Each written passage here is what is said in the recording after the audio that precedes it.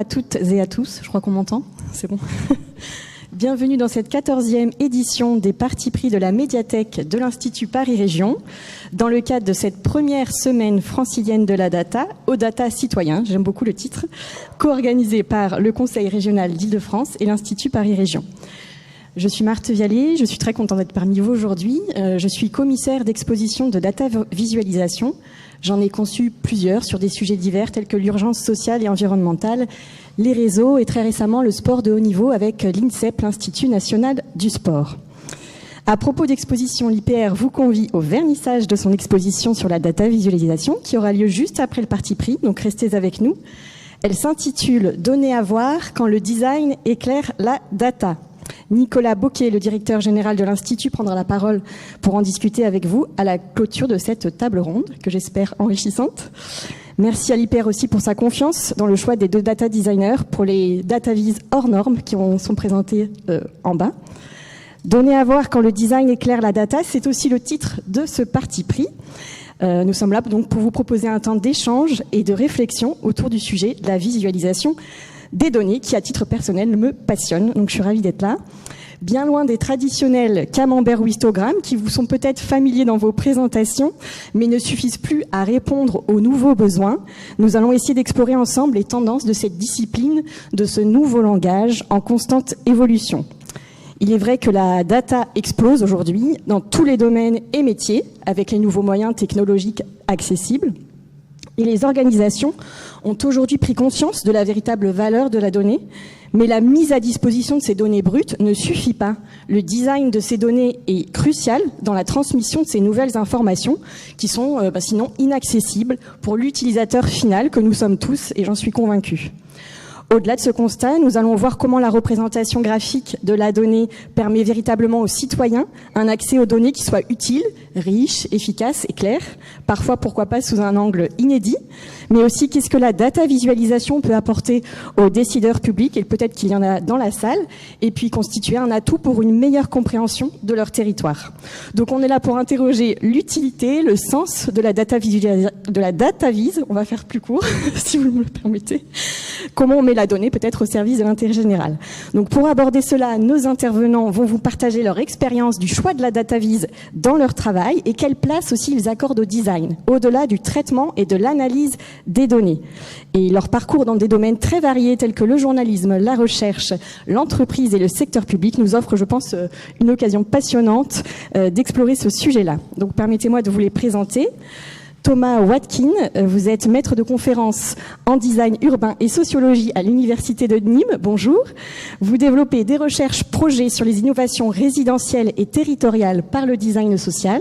Vous êtes architecte DPLG de l'ENSA Versailles. Vous avez un master en design de l'Université d'Harvard et vous êtes docteur en sociologie de l'EHESS Paris. J'ai tout bon ? Donc Thomas, vous auriez dû être accompagné de Belinda Redondo parce que vous êtes tous 2 membres du laboratoire Project en innovation sociale par le design de l'Université de Nîmes, donc bienvenue en Île-de-France, et vous avez travaillé sur un projet de cartographie des lieux du design de la métropole de Montpellier et vous allez nous en parler. Je pense qu'avec votre expertise approfondie justement dans le domaine du design et de l'urbanisme, vous allez pouvoir nous apporter des réflexions précieuses sur la manière peut-être dont la data visualisation peut transformer notre compréhension de l'espace et de la société.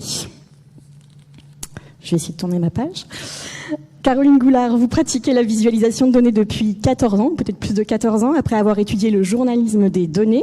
Vous avez cofondé la magnifique boîte DataVise spécialisée dans les interactions humains-données et Modality, très récemment, un outil cartographique interactif de planification de la mobilité durable, c'est ça, bonjour. Bonjour, c'est ça.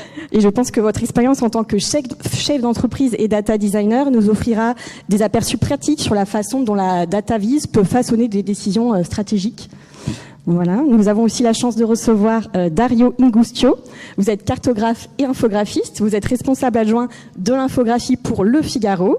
Vous avez collaboré pour plusieurs médias français, l'agence France Presse, Le Monde, L'Express, Libération, Le Monde Diplomatique, Carto, Le Monde en carte. Il y en a peut-être d'autres.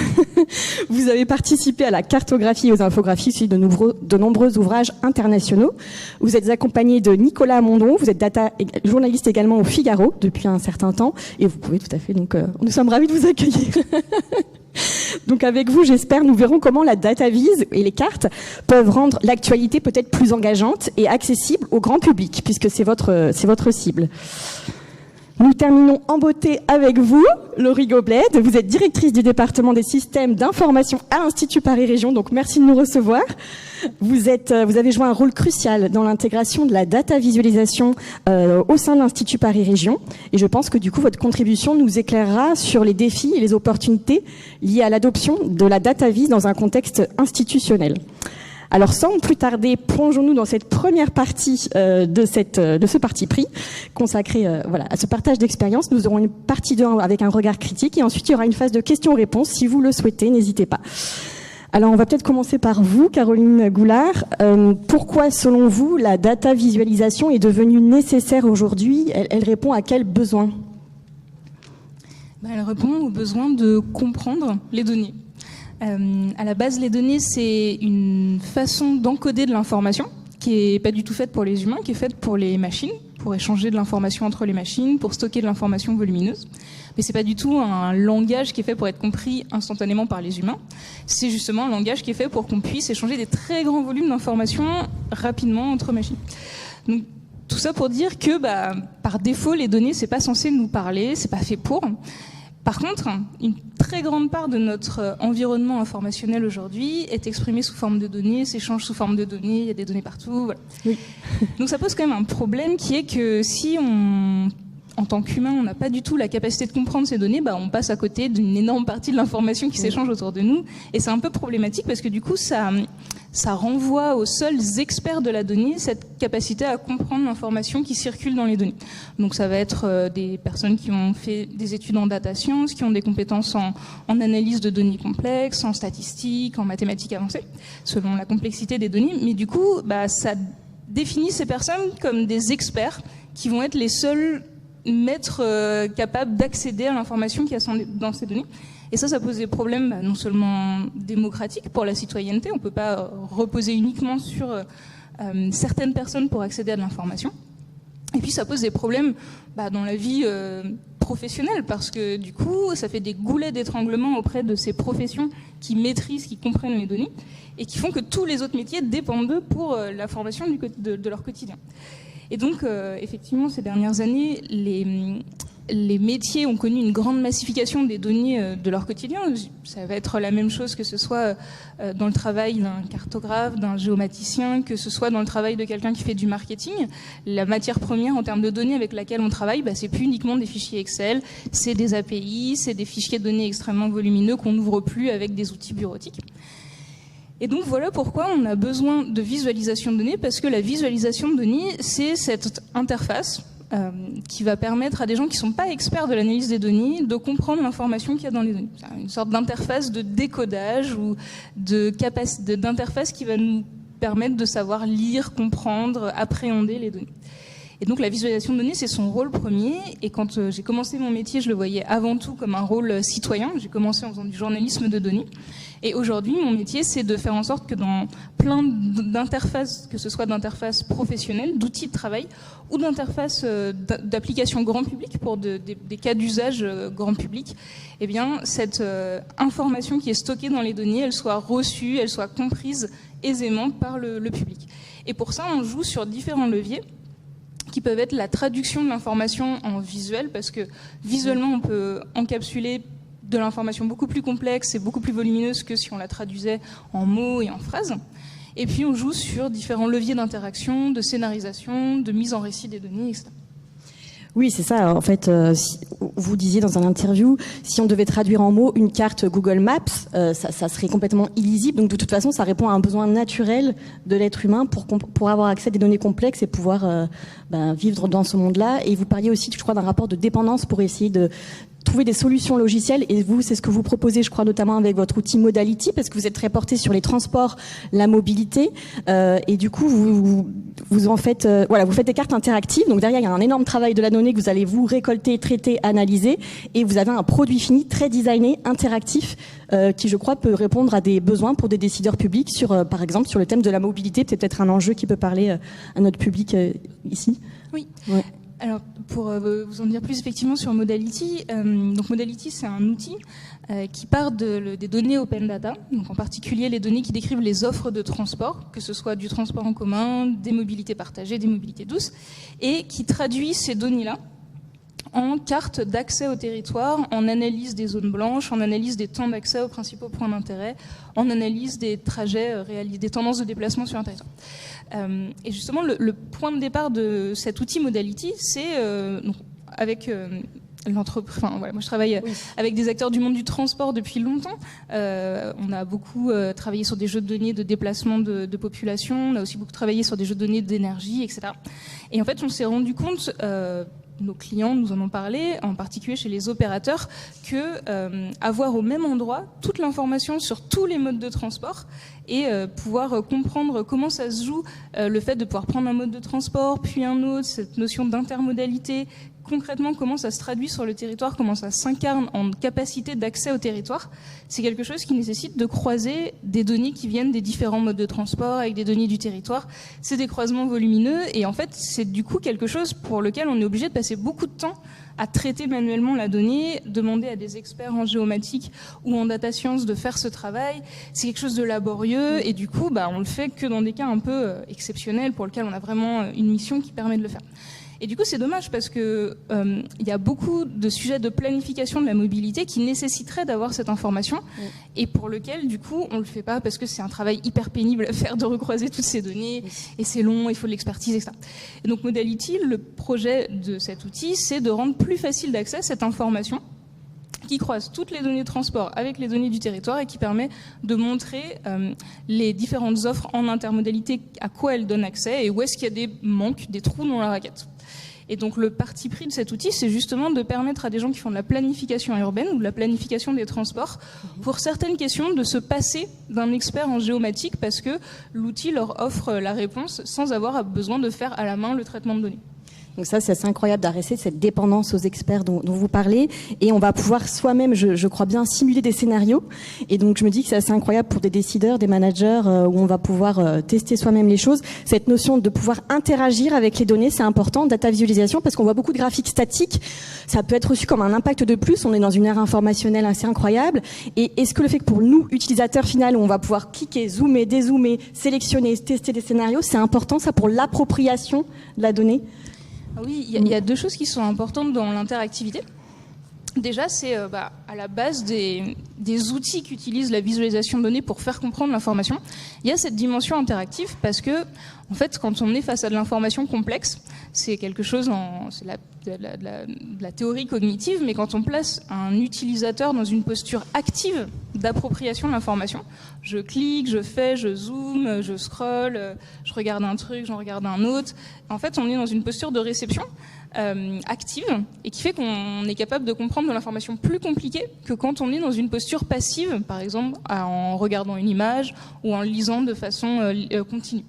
Donc c'est déjà un des leviers connus en cognition de placer l'utilisateur dans une situation d'action pour l'amener à mieux comprendre de l'information. Donc la visualisation interactive, elle vient du fait que utiliser ce levier, c'est efficace quand on veut faire comprendre de l'information compliquée. Oui. Mais si on pousse plus loin l'idée, oui, parce que une grande partie de la visualisation de données dans le monde professionnel, elle sert à l'aide à la décision. Comme je vous disais tout à l'heure, mieux comprendre l'information pour prendre des meilleures décisions. Pas juste pour le plaisir de comprendre, c'est concrètement pour mieux faire son travail. Et donc, pour de l'aide à la décision, on peut aller un cran plus loin parce que une des choses qui nous manque quand on prend une décision, c'est d'être capable d'anticiper l'impact. Si je prends une décision et j'ai envie de savoir si je fais ça, qu'est-ce qui va se passer derrière, comment les gens vont réagir, comment ça va se traduire sur le terrain, etc. Et donc la visualisation de données, elle peut facilement aider à construire des scénarios et à visualiser l'impact quand on greffe derrière la visualisation de données un moteur de simulation. Et donc là, on va coupler la visualisation de données à d'autres outils d'aide à la décision, comme de la simulation, pour pouvoir faire de l'aide à la décision de façon, encore une fois, beaucoup plus active. Pas juste, je regarde l'information, je me fais une petite idée, je teste un truc, et puis je vais attendre d'aller voir les résultats sur le terrain. Mais je teste un scénario, j'anticipe le résultat, ça me plaît pas, je reteste autre chose, et je regarde les résultats directement, c'est interactif, je peux déplacer un curseur, je peux déplacer une station de bus plus sur ma carte, je peux changer les horaires comme ça, et je vois l'impact sur le territoire. Et du coup, ça va un cran plus loin dans l'aide à la décision, parce que non seulement on est dans une posture active, on interagit, on comprend mieux, mais surtout, on peut itérer de façon beaucoup plus créative, créer un plus grand nombre de scénarios que si je devais chacun aller les tester sur le terrain ou faire des enquêtes à chaque fois. C'est extraordinaire. Et du coup, je sais que chez vous, dans vos sociétés, vous portez un soin vraiment très important au design de la donnée. Parfois, il y a un peu un débat. C'est très joli, mais on n'y comprend rien. Pour moi, c'est un peu peut-être un débat qui est un peu dépassé. Le soin porté au design de la donnée, parce qu'on est là pour parler de data visualisation, il y a vraiment cette notion esthétique. Est-ce que pour vous, ça nuit au message ou au contraire, ça va permettre à l'utilisateur de mieux rentrer dans les données et dans l'information ? Effectivement, c'est un débat de très longue date en visualisation de données qui date du 19e et même de bien avant.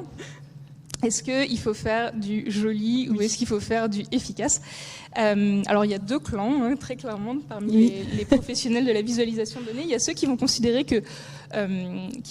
ce fameux ratio encre-information, parce qu'à l'époque, on faisait de la visualisation de données imprimée, donc avec de l'encre. Et donc, des théoriciens de la visualisation de données, certains vont considérer que la plus grande quantité d'informations exprimée avec le moins d'encre possible, c'est le meilleur ratio encre-information, c'est ce qu'il faut viser. Pas de fioritures, pas de petits dessins, pas de trucs qui servent à rien, vraiment à l'essentiel.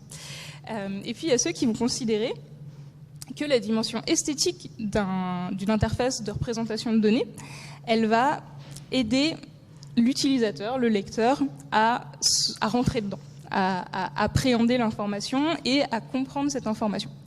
Et donc ça peut aller jusqu'à peut-être la caricature extrême, c'est de se dire on fait une infographie qui est très jolie, mais effectivement il n'y a pas de légende, il y a quelques beaux dessins, c'est bien illustré, il y a des belles couleurs, mais il y a 2-3 chiffres clés qui se baladent dans l'interface, mais ça va pas plus loin.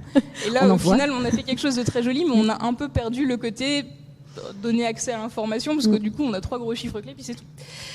Et donc entre les deux, il y a un peu toutes les positions possibles, mais donc effectivement moi je pratique ce métier depuis longtemps. On a réalisé des centaines de projets de visualisation de données avec mon équipe chez DataVise, et donc on a aussi des centaines de feedback clients sur des interfaces de visualisation de données, dans lesquelles le curseur est parfois mis plus ou moins sur des choses très esthétiques, très artistiques, très waouh, et parfois sur des choses très fonctionnelles. Et en fait on se rend compte que la dimension esthétique, quand elle n'est pas gratuite, quand elle est conçue pour amener vers l'information, c'est une vraie aide pour rentrer dans l'information complexe, parce qu'elle vient casser un réflexe courant qu'une grande partie de la population va avoir face à de l'information chiffrée, qui est « c'est pas pour moi ». Et oui. Ça, il faut se l'avouer. Alors, c'est sans doute un problème qui vient de l'école, qui vient de bien plus loin, qui n'est pas du tout lié à notre environnement professionnel, mais pour beaucoup de gens, à partir du moment où ils vont voir des chiffres, de l'information quantifiée, ils vont se dire c'est pas pour moi, je suis pas compétent, ou c'est pas mon métier, ou je préférerais faire sans, etc. Ou je vais pas savoir quoi en faire. Et aborder une interface de visualisation de données avec une dimension esthétique, ça permet de casser ça et de dire en fait c'est esthétique, ça me parle, ça va pas je vais pas entendre des voix, mais j'ai l'impression que c'est un truc auquel je peux m'intéresser, qui est abordable, ça va peut-être titiller un truc dans ma curiosité qui fait que je vais m'intéresser, et ça va du coup casser ce truc de c'est trop scientifique, c'est pas pour moi. C'est ça. Et après, voilà, encore une fois, tout est une question de design d'interaction, de design d'information. Il ne faut pas que ça nuise à la lisibilité, mais c'est un vrai levier cognitif pour amener à s'intéresser à l'information complexe. Merci beaucoup. Du coup, je vais m'adresser, en lien avec ça, parce que vous vous adressez au grand public, Dario Ingustio et Nicolas Mondon, puisque vous travaillez au Figaro. Au Figaro, donc, il y a la cellule Fig Data et la cellule Infographie, si je ne me trompe pas, et vous proposez des contenus innovants à partir des statistiques. Vous proposez donc des cartes, des graphiques, des articles défilants remplis de cartes, où justement le lecteur peut aller à son rythme pour découvrir un contenu très complexe, notamment sur des situations géopolitiques. Vous savez, moi personnellement, c'est très compliqué quand on voit ça dans un journal de 20 heures, on n'y comprend rien. Et vous avez tout ce travail de narration des données. Pourquoi vous pensez ces nouveaux formats journalistiques, qui est un développement de la DataVise, donc on le voit du data journalisme. Qu'est-ce qui justifie ça? Ça répond à quel besoin aussi? Bonjour à tous, Bonjour. Merci de l'effort que vous faites pour traduire mon accent italien. Je pense que ces nouveaux formats aident nous dans la compréhension, c'est exactement ce que disait Caroline, joue sur ce levier cognitif de vouloir attirer le lecteur en premier abord sur des choses qui sont complexes, qui peuvent être constitués d'une base de données de 100 000 lignes ou d'une situation géopolitique sur laquelle on a un peu moins de recul et on voudrait en savoir plus. On est vraiment dans un effort pédagogique et on joue en premier abord effectivement sur ce visuel cognitif de l'esthétique. On essaie de faire du beau. Si vous me permettez la métaphore, c'est comme si vous êtes dans une librairie, vous avez plein de folios devant vous, ils sont tous la côte blanche et il y en a un qui a la côte orange. Vous êtes instinctivement attiré par ce livre-là. Ce n'est pas uniquement du marketing, dit comme ça peut être un peu dénigrant ce que je dis, mais dans le flux de l'information, dans l'énorme quantité de contenus qui sont même internes au journal. Hein, si vous êtes sur la une de notre site internet, il y a une quantité de sujets absolument très importante. Et du coup, essayer de se démarquer à la fois des concurrents, à la fois sur la home du site et d'essayer de faire un journalisme de ce genre-là. Le levier cognitif esthétique, pour nous, c'est la première clé pour entrer un peu dans la porte chez le lecteur. Et ensuite, à nous, charge de ne pas vulgariser, de ne pas vulgariser outre mesure ce travail-là. Donc, on a des codes qui sont esthétiques d'abord, mais il joue effectivement aussi sur la carte et surtout sur la carte de l'efficacité. On doit être clair, on ne doit pas écrire des textes trop petits. On sait qu'on a des formats et des couleurs qui sont les nôtres parce qu'on a fait des retours avec notre lectorat et on peut se permettre parfois des visualisations plus complexes. Mais en guidant le lecteur à premier abord, pour vous donner un exemple très concret, si on fait une base de données des 35 000 communes de France et on fait un moteur de recherche, cherchez votre commune, la taxe foncière, très bien. On a cet élément-là dans lequel c'est interactif. Il y a une démarche de la part du lecteur d'aller chercher sa commune, la commune qui l'intéresse. Voilà, taxe foncière, combien je vais payer cette année. Mais notre travail de journaliste, c'est aussi d'extraire l'angle qu'on veut souhaiter montrer au lecteur d'abord, et on accompagne ces moteurs de recherche d'un classement. Ça peut être un graphique très simple, hein, ça peut être un histogramme. Oui. Là, la composante esthétique, elle est peut-être moins importante, et au contraire, ça peut détourner le lecteur. Oui. Mais notre angle, c'est vraiment d'aller à l'essentiel de la donnée. Nous, on a regardé cette base de données immense, on l'a étudiée pour vous, et on en a extrait le fait que ces 10 communes-là, c'est l'augmentation la plus importante par rapport à l'année dernière, où on a mis en lien ça avec une autre donnée, et du coup, ces 10 communes-là, c'est celles qu'il faut savoir. Ensuite, si vous voulez, vous avez le moteur de recherche après. Je parle de sujets que Nicolas a élaborés, mais effectivement, il y a ce double langage de l'esthétique et de l'efficacité. On est un peu dans un tiraillement entre deux, mais nous, on sait ce qu'on veut faire. On sait ce qu'on doit faire. On sait qu'on est un média de divulgation. On sait le temps que le lecteur nous accorde, il est compté. Ça se compte en secondes. Ouais. Et vous avez 3 secondes d'attention. Et ensuite, là, on n'y peut rien. Là, c'est comme ça. Oui. On doit jouer sur ces 3 secondes-là. Ouais. Dans ces 3 secondes-là, je dois avoir la cote de mon livre qui est orange. Et après ces 3 secondes-là, je peux aller, OK, là, on se calme, tu as ouvert le livre, je t'explique. Et c'est là-dessus. Donc, la composante esthétique, c'est un peu un chaland. Oui. Mais c'est parce qu'on joue sur ces moyens d'information qui sont très très rapides. Oui.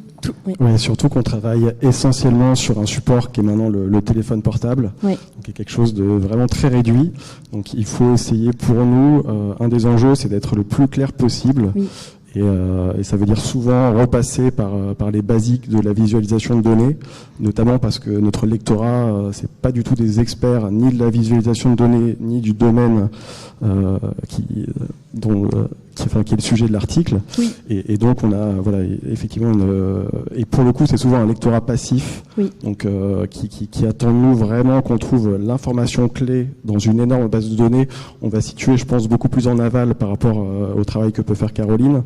Et nous, il faut qu'on réussisse à synthétiser un article à l'aide d'un ou deux graphes le plus clair possible.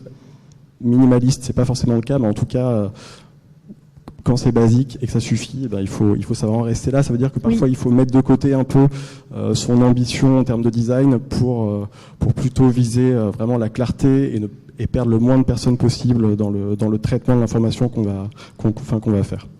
Très bien, donc ça répond vraiment à un objectif de clarification, de clarifier sur des sujets complexes parfois. Et même si ça paraît parfois très simple, les graphiques, derrière, il peut y avoir un énorme travail. Et justement, c'est ce travail de clarification, même en termes graphiques, qui donne accès à ce savoir très facilement. Et vous disiez voilà, qu'on a très peu d'attention de la part du lecteur, comment on va le capter. Et ça me fait penser aussi au data storytelling. On n'a pas que des graphiques comme ça, sans légende et sans titre. Le pouvoir du titre aussi, je crois que c'est important. Je crois qu'il y a des personnes qui y sont sensibles dans la salle. On va aussi... un graphique, il est accompagné de texte et le texte va être essentiel par votre légende, il faut qu'elle soit très claire, et aussi par votre titre, où là vous êtes déjà des journalistes, vous racontez peut-être déjà l'histoire du graphique et comment on va faire peut-être pour le guider au maximum. En fait, il faut minimiser l'effort de la part du lecteur, qu'on soit le grand public ou qu'on soit un décideur. Moi aussi, je suis un décideur. On a envie d'avoir face à nous le problème immédiatement, quel est l'enjeu, plutôt que des graphiques statiques sans aucune explication. Je pense qu'on doit tous avoir à cœur de ce souci-là, de raconter une histoire. C'est exactement ça, en fait, le cœur de tout. Pour nous, c'est la démarche à qui est adressé notre travail. Donc, si votre travail est adressé on est dans un média généraliste, on doit comprendre que le lecteur est là pour s'informer et qu'il attend de nous qu'on ait déjà fait ce travail de regarder les données, les trier et regarder qu'est-ce qu'on a à tirer. Oui. C'est complètement l'inverse, si j'ose dire, de la perspective du travail que tu nous as présenté, qui s'adresse à un outil interactif où je peux faire mes tests, je peux regarder si de la Garenne-Colombe je vais à Montreuil, combien de temps, si je passe par ici, passe par là, et je construis mes scénarios. Là, on est dans une démarche interactive dans laquelle moi je suis concerné, je vais être acteur de ces données-là, et les données me servent pour utiliser moi mes scénarios. Mais je peux y passer du temps, j'ai une démarche, j'ai une volonté, etc. Nous, on est dans un but différent. On est dans un but de divulgation, de transmission de l'information, et donc l'audience est vraiment la première question à se poser. Pour qui je fais ça? D'accord. Est-ce que vous arrivez à mesurer un peu le succès de vos cartes, de vos graphiques? Est-ce que vous sentez justement que le lectorat a peur de ces graphiques-là, ou au contraire, vous voyez qu'avec un article qui est nourri de graphiques ou de cartes, il va être attiré? Est-ce que vous sentez, est-ce que vous avez arrivé à mesurer ça? On a pas mal de métriques pour savoir combien de lecteurs se sont arrêtés à cette partie-là de l'article, combien ils sont allés jusqu'au bout. Je pense qu'il y a un biais là-dessus, et c'est intéressant parce que là, ça fait partie un peu des critiques qu'on va développer tout à l'heure. Mais sur un format, par exemple, en haut à gauche, vous avez une carte de la Chine défilante. Enfin, c'est un format interactif sur lequel vous défilez, vous scrollez. Là aussi, on va parler du scroll plus tard, j'imagine. Et on s'est aperçu qu'il y a une bonne moitié des lecteurs qui arrivent jusqu'au bout. Et c'est un chiffre très important, en fait. Il y a beaucoup moins de lecteurs qui arrivent jusqu'au bout dans un article de texte classique. À mon sens, le biais, ça serait plutôt l'inverse de ce qu'on veut produire. C'est-à-dire qu'on a fait quelque chose d'esthétiquement attrayant, et du coup, ça s'apparente presque à un côté ludique et ludopathique du sujet. C'est-à-dire qu'on scrolle comme ça pour vous jouer. En fait, on joue sous notre format, on va voir, oui, ça bouge, il y a des flèches, il y a des pays qui s'allument, c'est temps.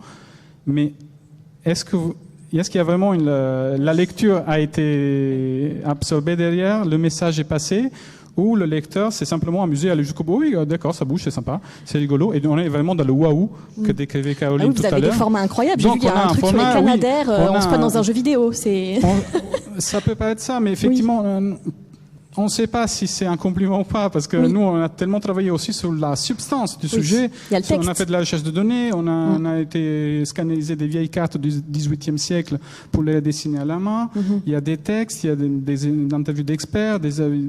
Enfin, il y a tellement du travail dans ces textes. Il y a la recontextualisation qui est essentielle. Et le fait de le rendre attrayant, on ne voudrait pas non plus le dénigrer à ce point-là au niveau de la substance. Il y a un peu cette opposition de forme et de substance on tiraille, que Caroline a décrit si bien tout à l'heure. Et c'est pour ça que Nicolas dit parfois un histogramme, c'est là ma valeur ajoutée. En fait, on dénue le graphique de tout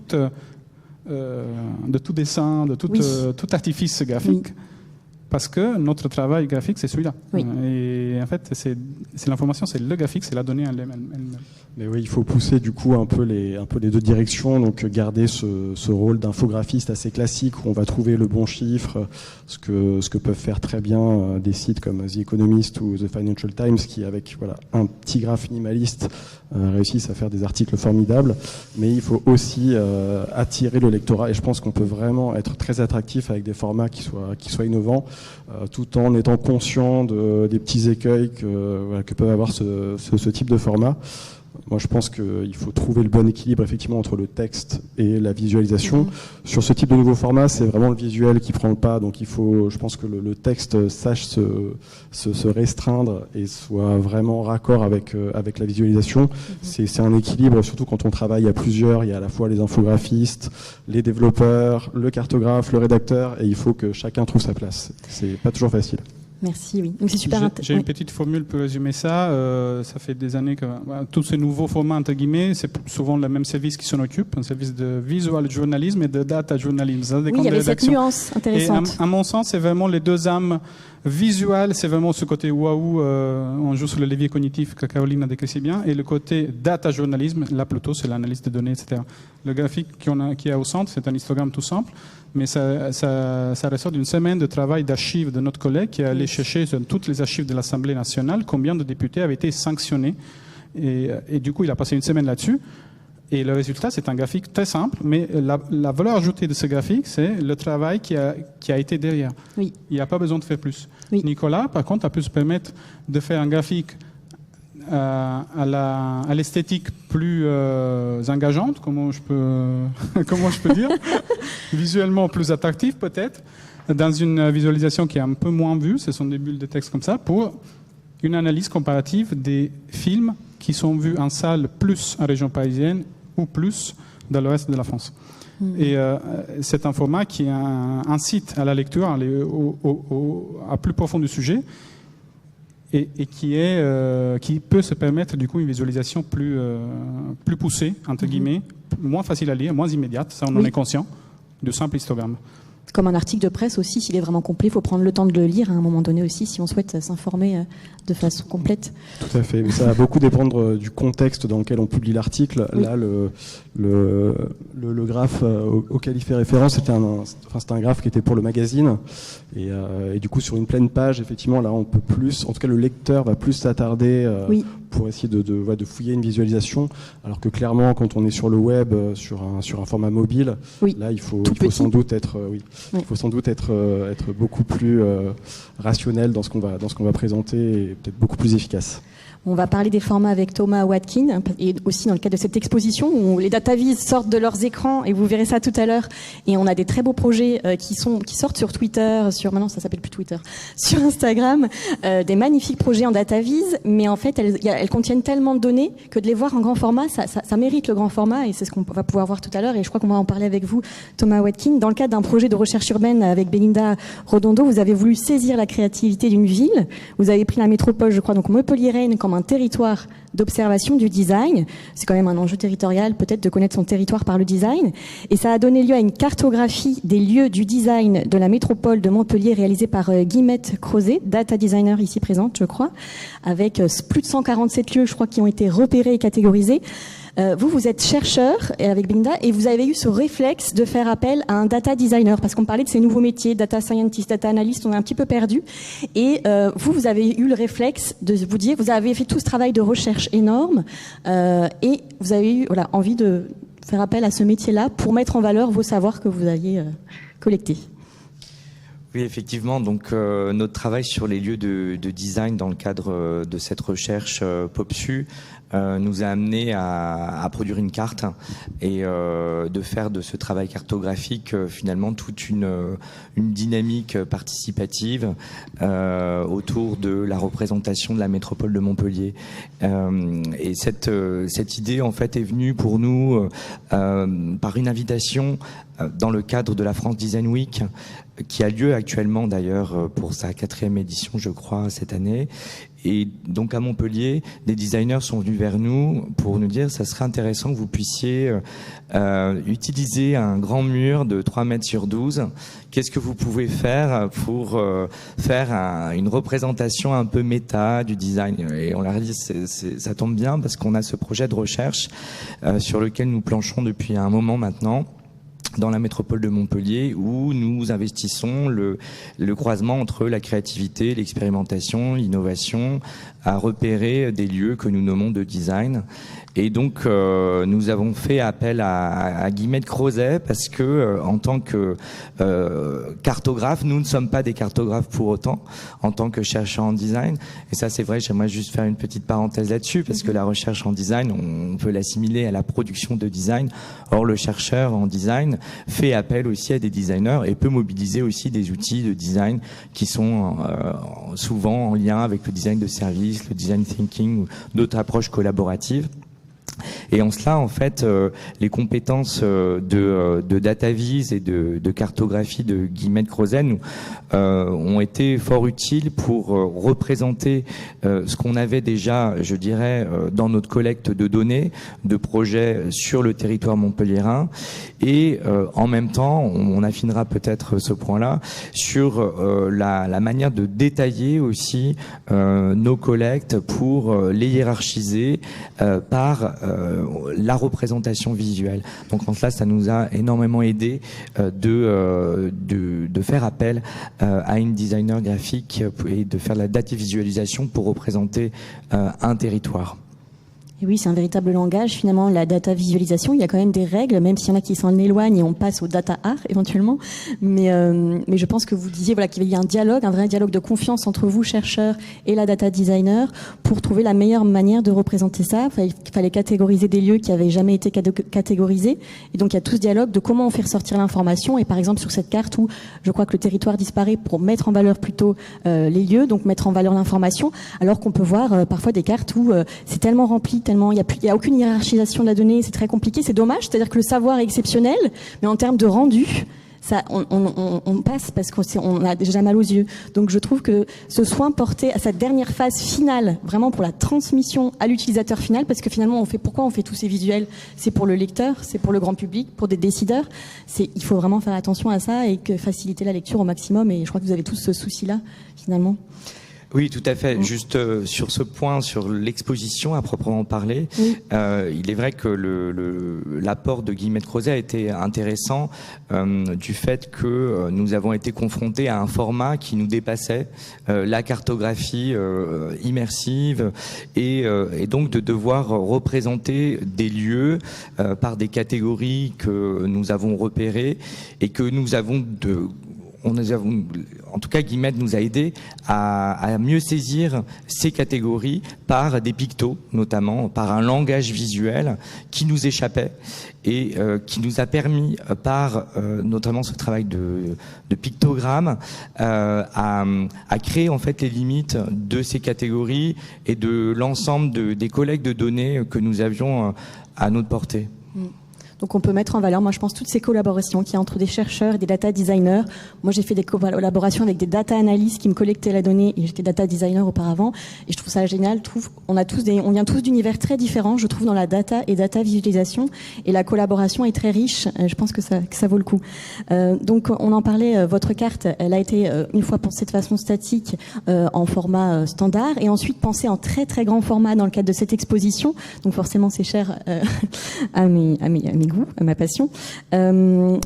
C'est pas que pour le plaisir, il y avait cette notion d'appropriation, encore une fois, pour le destinataire final, c'est-à-dire qu'on va avoir des cartes sur Twitter, sur les réseaux sociaux. Le fait de passer au grand format, le fait que ce soit tangible, et aussi il y avait je crois, une dimension participative aussi de la carte. Est-ce que le fait de donner accès aux citoyens à la carte en lui proposant aussi de l'enrichir, ça c'est intéressant comme démarche pour que dans le cadre de la data visualisation, c'est cette dimension participative? Tout à fait. Le designer, en soi, est très sensible à la médiatisation et aux médias utilisés. Et en soi, l'exposition s'est avérée devenir un vecteur de la cartographie, d'une représentation inédite de la métropole de Montpellier. Et donc, on a pu, justement, par cette carte, engager les visiteurs à se prononcer, voire même choisir des couleurs de pictos qui correspondaient avec des couleurs de post-it, parce que ça permettait plus facilement aux visiteurs de poser de nouveaux post-it correspondant à une catégorie qu'on avait définie. Et dans ce sens-là, c'est vrai que la dimension immersive de la cartographie, de grandes cartes qui sont démesurées, c'est très important pour des Montpelliérains qui connaissent leur ville mais qui la découvrent autrement. Et d'autre part, cette dimension participative qui engage le visiteur et qui lui aussi lui permet de s'approprier une dimension territoriale nouvelle, complètement singulière, et qui lui permet aussi de s'engager sur de nouveaux questionnements que sont ceux justement de la question qu'est-ce que c'est que le design dans une métropole, quelle est la limite finalement de ce terme de design dans le contexte montpelliérain. Et oui, c'est fou parce que ça n'avait jamais été cartographié jusqu'alors. Donc, ok, tout a été vu dans le monde. Hein, on a exploré le monde de façon géographique. Mais maintenant, c'est par quels autres aspects on va explorer le monde. Et je pense que justement, les data designers et tous ceux qui travaillent dans la data peuvent être un peu des nouveaux explorateurs de ce monde et comment on va peut-être rendre visibles des choses qu'on ne voyait pas jusque-là. Oui, alors c'est vrai que d'une certaine manière, cette carte des lieux du design c'est un projet qu'on accompagne et qui en même temps a un effet d'attractivité. Alors c'était très intéressant dans les discussions sur cette idée, aider l'utilisateur à rentrer dedans. Là, c'est ce que vous disiez au début. Alors nous, on a vu des visiteurs qui sont vraiment rentrés dans l'objet, mais aussi des chargés d'études ou des directeurs de département de la métropole qui ont eu vraiment un intérêt à regarder notre carte qui n'avait pas été produite. Quand même des chercheurs, lors d'une restitution en novembre 2022, dans le cadre de PopSU, nous ont interpellés en nous disant mais est-ce que votre carte n'a pas été produite initialement, sur quoi vous êtes-vous basé? C'est vrai qu'on avait simplement une carte qui existait à Marseille, à proprement parler de design, mais de pratique de designer, mais qui n'affichait pas cette volonté d'indiquer des professionnels de design, d'indiquer des objets de design, c'est-à-dire des lieux qui sont coproduits dans une dynamique de design, et aussi des espaces qui peuvent générer des dynamiques de co-création. Donc on essaye de joindre dans cette cartographie des lieux qui représentent finalement des initiatives relativement classiques d'innovation technologique, mais aussi des lieux qui correspondent à des modalités de coproduction citoyenne, d'expérimentation, de temporalité qui peuvent être très très variées. On a de l'habitat participatif, mais on peut avoir des Fab Labs, on peut avoir des friches citoyennes, des librairies, des différents lieux.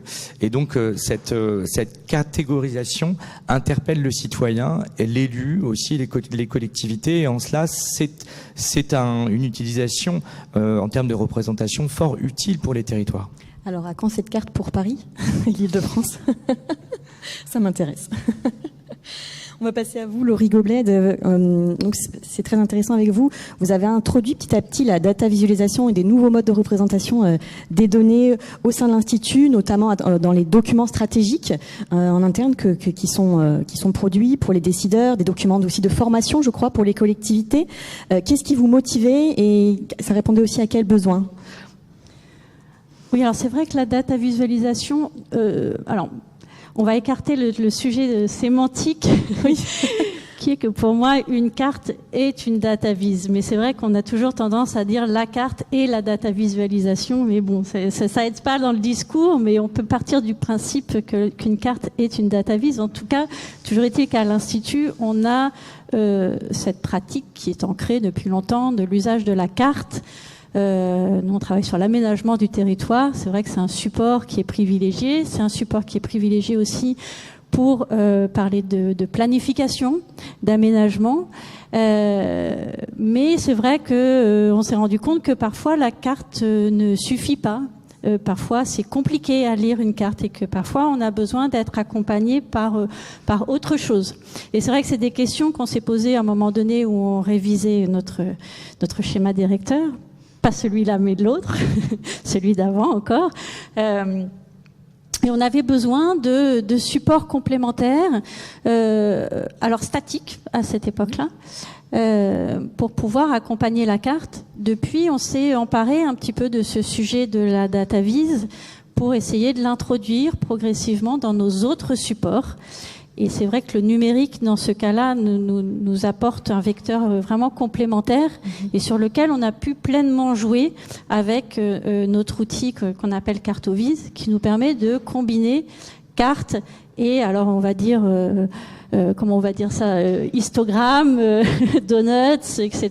Tout ça proposant donc du coup la data vise. On parlait tout à l'heure de position active dans la data. Pour nous, il y a un petit peu de ça.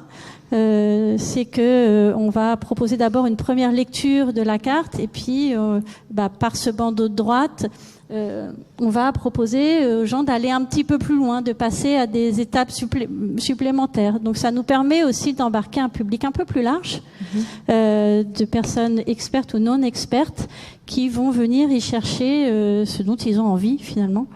Dans cette combinaison et dans cette data vise au sens large. Oui, donc on retrouve encore une fois cette notion d'interactivité. Je crois qu'il y avait, par exemple, aux zones inondables, on peut simuler des crues de la Seine et de voir quel impact ça va avoir sur un hôpital, les crèches, etc., tous les établissements publics. Ça, je trouve ça hyper intéressant de pouvoir soi-même, encore une fois, simuler même si c'est catastrophique et c'est pas drôle, mais... Non, mais c'est vrai qu'on notre sujet quand même de la semaine, c'est au data citoyen. Oui.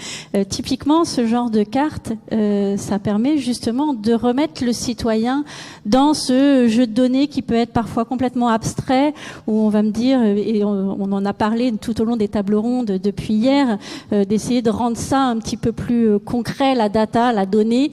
Ce type de visualisation permet effectivement aux citoyens ou à l'utilisateur de se repositionner par rapport à cette donnée qu'on est en train de visualiser. Et typiquement, ce Cartovise sur les zones inondées potentielles, ça permet de se localiser par rapport à cette zone, de voir si concrètement je suis touché ou je suis pas touché, à combien de hauteur d'eau potentielle est-ce que ça correspond.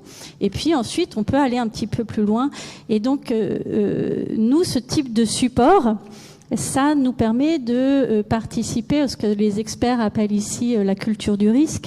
C'est-à-dire que c'est aussi un très bon outil pédagogique pour pouvoir parler d'un sujet. Donc après, est-ce qu'on a besoin d'avoir une valeur esthétique ?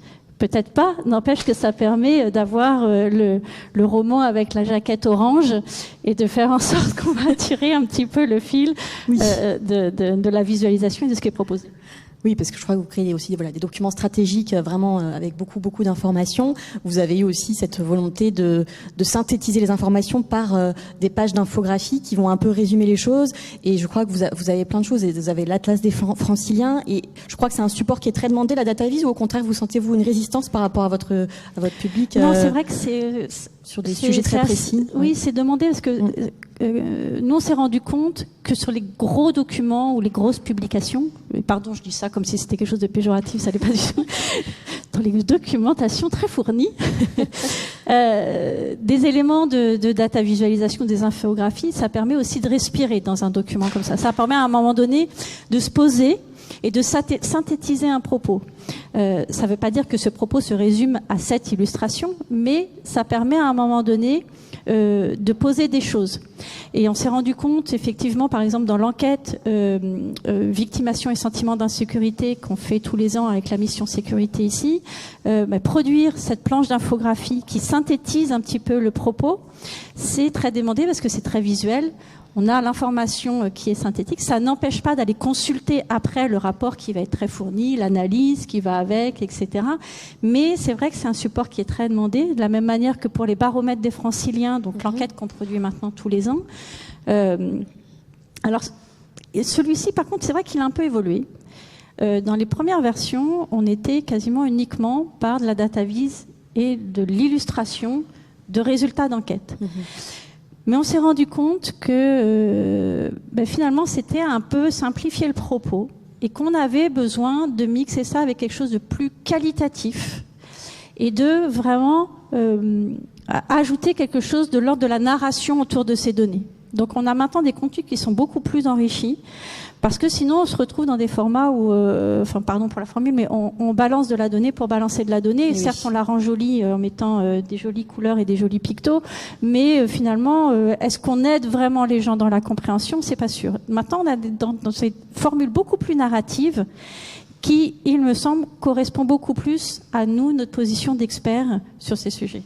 Oui, encore une fois, il y a cette notion, j'ai l'impression, d'accompagner le destinataire final, que ce soit le grand public, un lecteur, un visiteur, quel qu'il soit, un décideur. On peut pas le laisser comme ça face à ces graphiques, face à ces cartes. Il y a vraiment cette notion d'accompagnement, de médiation. Je pense que c'est ça qu'on peut retenir.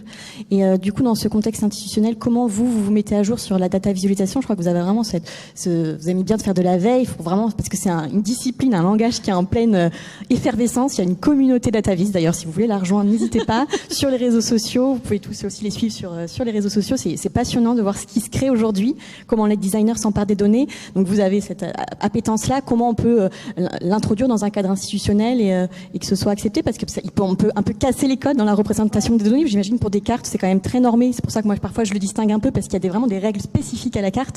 Mais je sais que vous avez cassé les codes et on le voit dans l'exposition. Donc ça va être super intéressant de voir ça.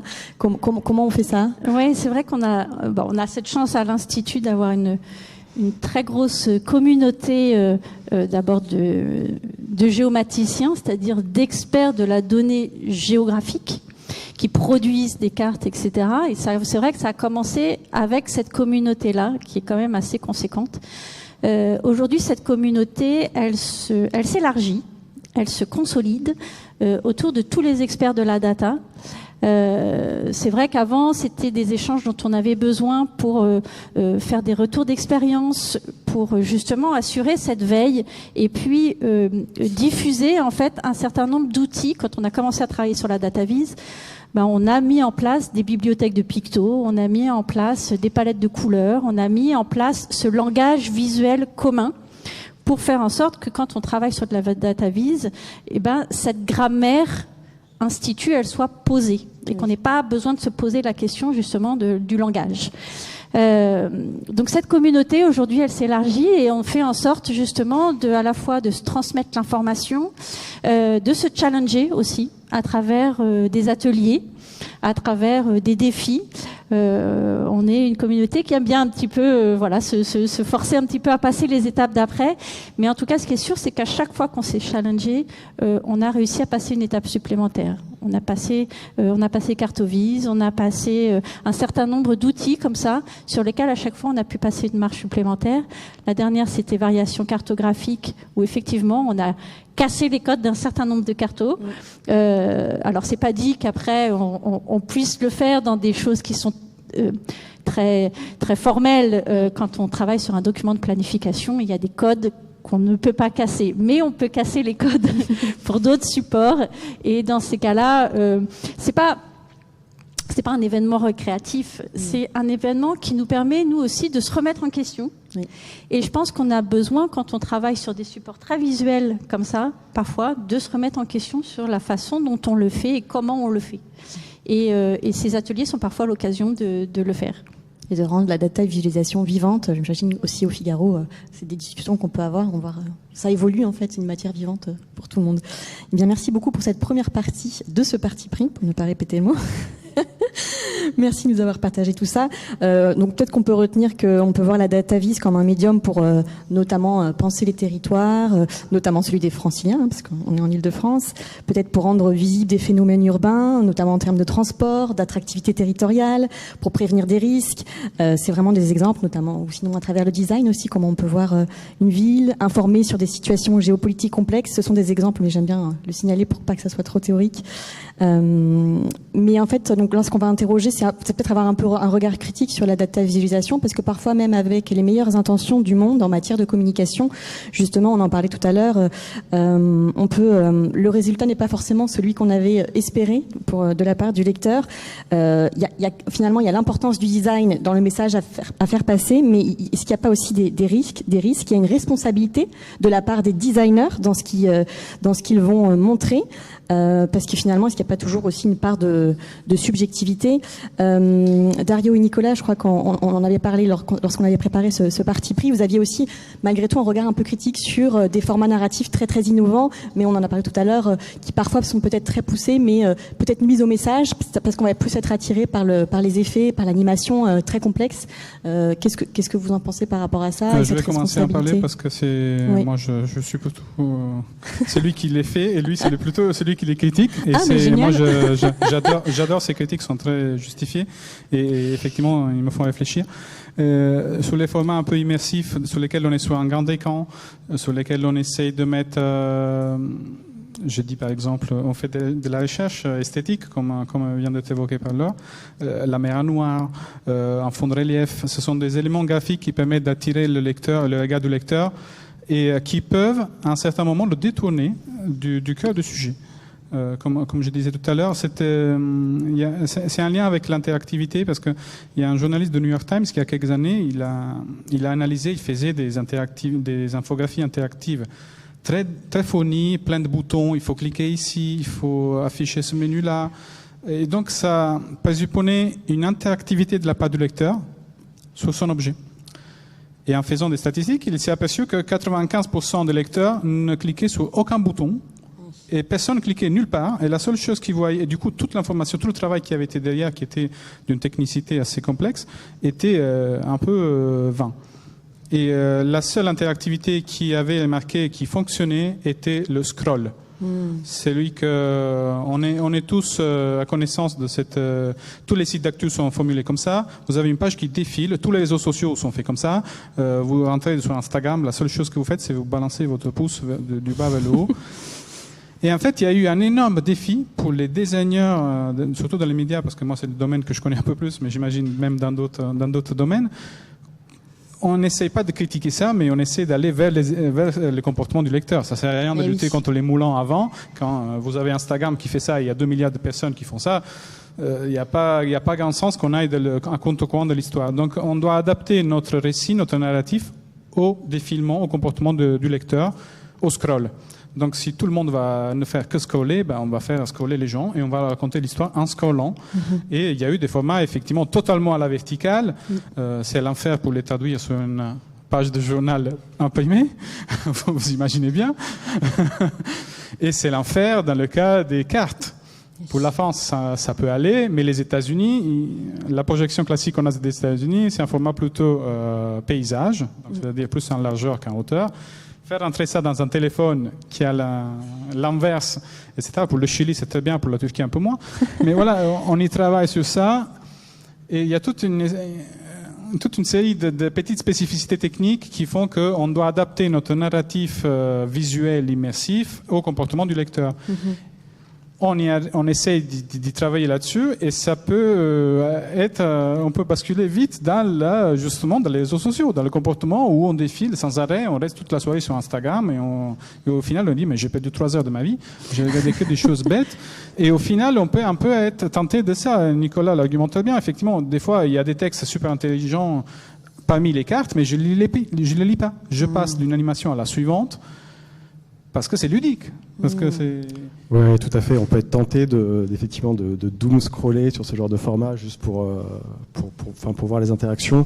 Et au final, on ne retient pas grand-chose. Et moi, le premier, je vais agir comme ça. Enfin, je vais réagir comme ça sur ce genre de format.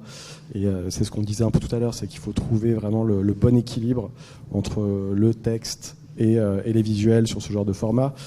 Surtout qu'on est...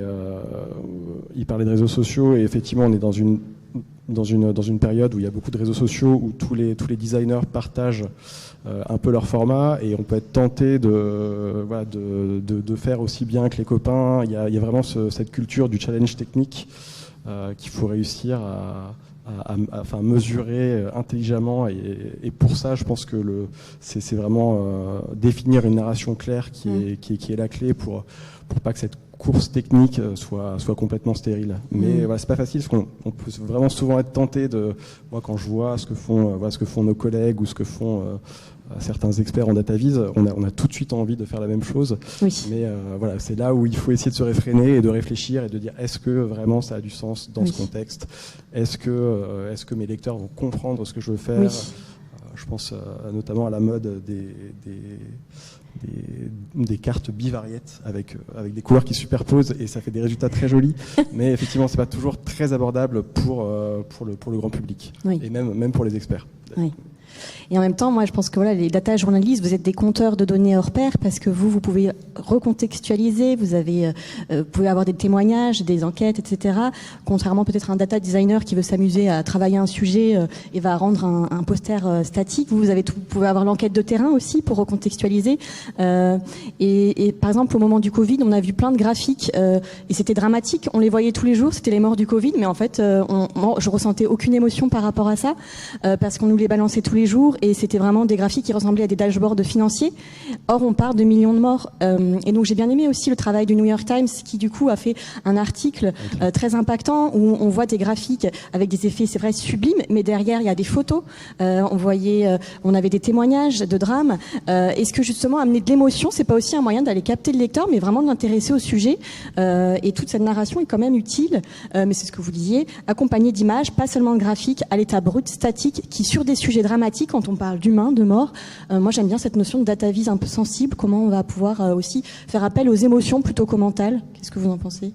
Tout à fait, c'est ce qu'a fait vraiment le New York Times, notamment avec leur une. Oui, ils ont mis, extraordinaire. 1 million de points. Oui. Ouais. Dans le temps, ils ont réussi à faire une super une. Le Monde a repris ensuite plus ou moins la même idée. Et effectivement, c'est des gens qui sont très inspirants. Et l'écart entre effectivement le dashboarding qu'on a vu ressortir de manière frénétique pendant le Covid avec certaines idées beaucoup plus sensibles était assez fascinant. Je rebondis là-dessus parce que, excuse-moi, c'est effectivement il y a pas mal d'exemples ces dernières années sur comment donner un peu plus d'empathie à ces froids de chiffres, à ces graphiques froids. Et il y a plein d'exemples, effectivement, si chaque point représente une personne qui a perdu la vie à cause du Covid, ou il y a un itinéraire d'un migrant qui part d'Afrique et qui arrive en Europe, et le long du narratif, c'est une simple ligne avec 2 points, avec une carte très, très légère à l'arrière-plan. Et le narratif défilant nous amène dans la vie et tout ce que cette personne a traversé. Où il y a un projet de libération pareil sur les violences faites aux femmes, où chaque point symbolise l'histoire d'une femme, et en cliquant dessus, le format nous amène vers le contenu du sujet. Voilà, ce sont des points. C'est un graphique qui peut paraître assez abstrait, assez décontextualisé, mais derrière on parle de vie humaine. Ça, on le tient fortement à cœur, notamment pour représenter la ligne de front en Ukraine. C'est un travail qu'au fil du temps, au fil des enjeux géopolitiques, diplomatiques, sécuritaires, militaires, on peut être tenté de représenter des cartes de la ligne de front en Ukraine comme des simples lignes qui bougent, des flèches, et d'animer ça et d'extraire de tout ça uniquement le côté froid, analytique, distant. On essaye justement de ludifier le moins possible ces sujets-là, parce qu'on parle vraiment de sujets qui sont graves, qu'il faut recontextualiser, qu'il faut garder dans une certaine distance avec ces sujets-là. Et du coup, tous ces mouvements de data empathie, je ne sais pas comment on peut l'appeler, ces dernières années, c'est effectivement quelque chose que s'est développé ces dernières années et que je tiens à souligner. Je pense que même avec des formats plus classiques qu'on a l'habitude de voir sur des dashboards, on peut traiter de sujets très humains avec de la visualisation de données. J'ai un exemple en tête d'une très vieille visualisation, je crois que c'est de Periscopic, sur les décès liés aux armes à feu aux États-Unis, à base de line chart, donc de courbes, où en fait le parti pris était de représenter sur les quelques centaines de derniers décès la ligne de vie des personnes décédées, et en fait on les voit donc dans le temps avec une frise chronologique et une courbe qui ressemble à une courbe, l'âge qu'ils prennent, et à un moment la courbe s'arrête.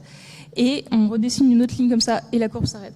Et en fait, c'est toutes les années qui n'ont pas été vécues, et à la fin, il y a quelque chose qui ressemble à des line charts et à des bar charts, mais la façon dont le sujet est traité rend le sujet très sensible, et c'est dans l'éditorialisation, dans la façon de titrer, dans la façon d'utiliser ces formats classiques, aussi dans l'animation d'ailleurs, qu'on va pouvoir aller chercher quelque chose d'un peu décalé.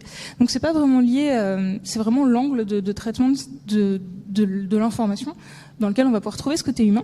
Et pour rebondir sur ce côté émotionnel de la visualisation, je vais en profiter pour introduire un sujet dont on n'a pas encore parlé, qui est la data sonification.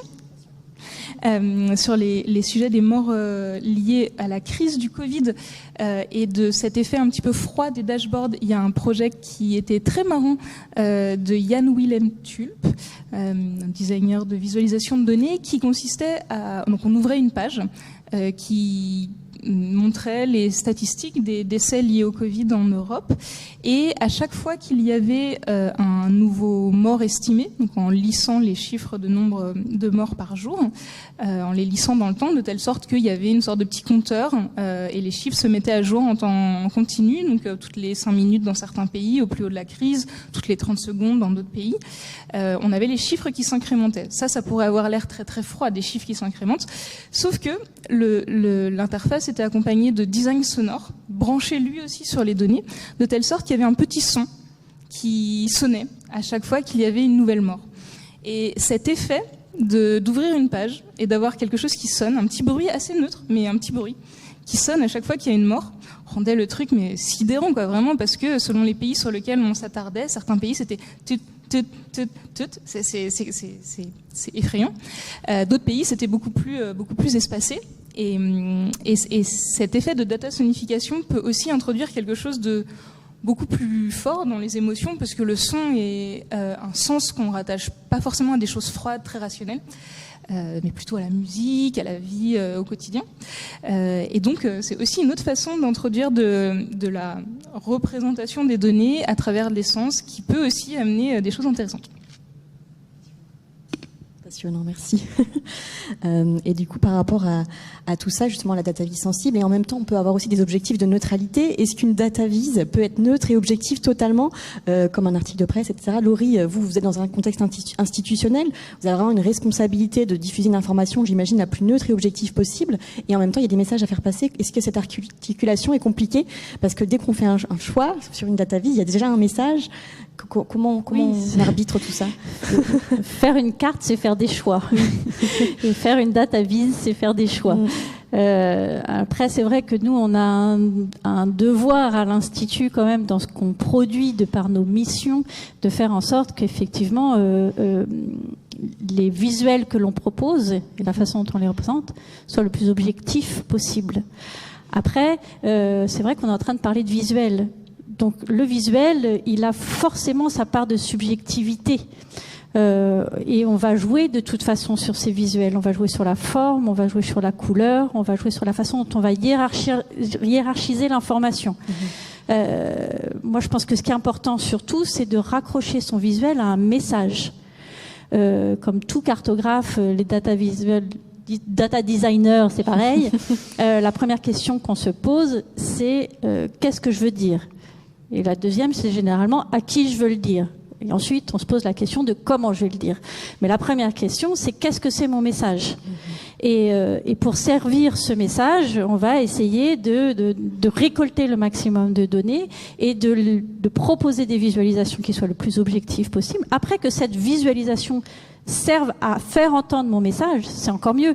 À chaque fois, moi, je pense à Florence Nightingale, que vous pouvez voir dans l'expo là qui est en bas sur la partie historique, quand cette infirmière a produit son graphique en crête de coq pour parler justement de tous ces morts au 19e siècle. Elle aurait pu faire un histogramme tout bête, mais je pense qu'elle n'aurait pas eu non plus la même écoute de la part du public qui avait en face d'elle, et que cette visualisation très esthétique et la façon dont elle en a joué, ça ne veut pas dire que les données qu'elle a utilisées n'étaient pas justes.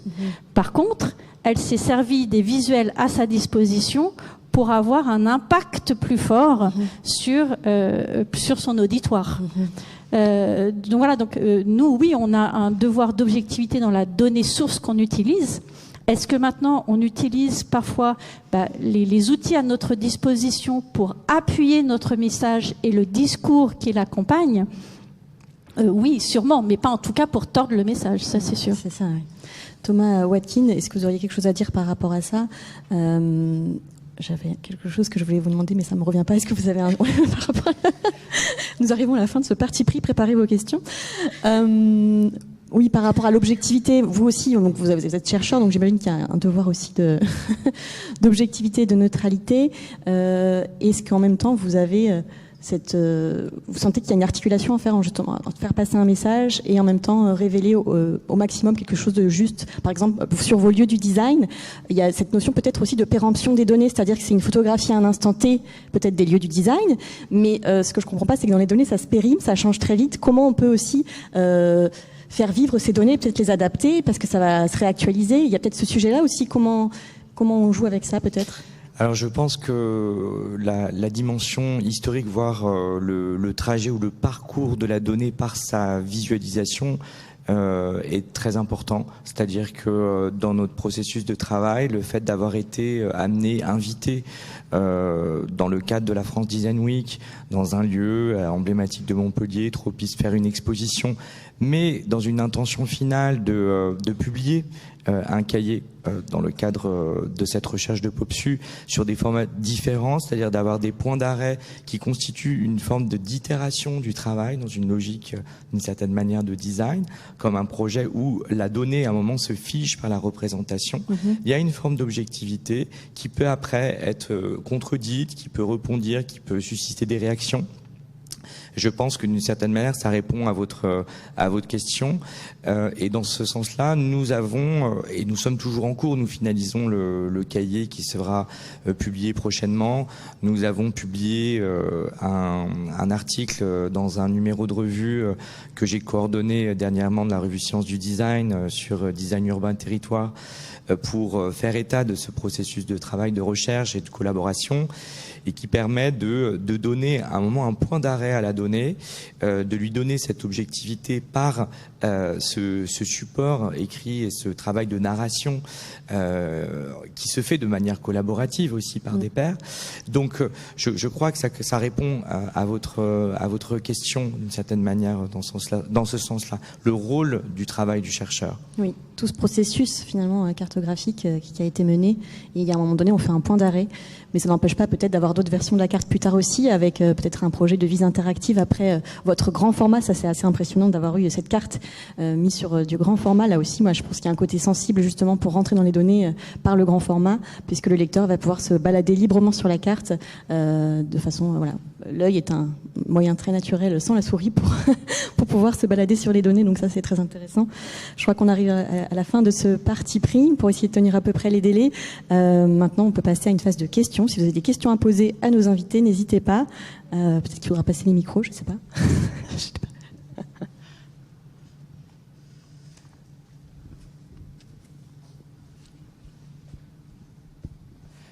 Bonjour, Françoise de Blomac, journaliste et qui parle d'information géographique. J'ai mon ordinateur sur les genoux, alors je me lève pas parce que sans ça je vais tout faire tomber, doué comme je suis. J'ai une grosse question pour vous tous, c'est celle de comment est-ce que on peut vérifier l'impact justement de tout ce qui est produit. C'est-à-dire que qu'est-ce qu'on fait pour être est-ce qu'on va dans la rue avec nos datavises pour aller interroger les gens, la ménagère de moins de 50 ans, celle de plus, le lecteur du Figaro. Alors effectivement par les sites web, on a des taux de fréquentation, mais ça reste quand même de l'information assez froide.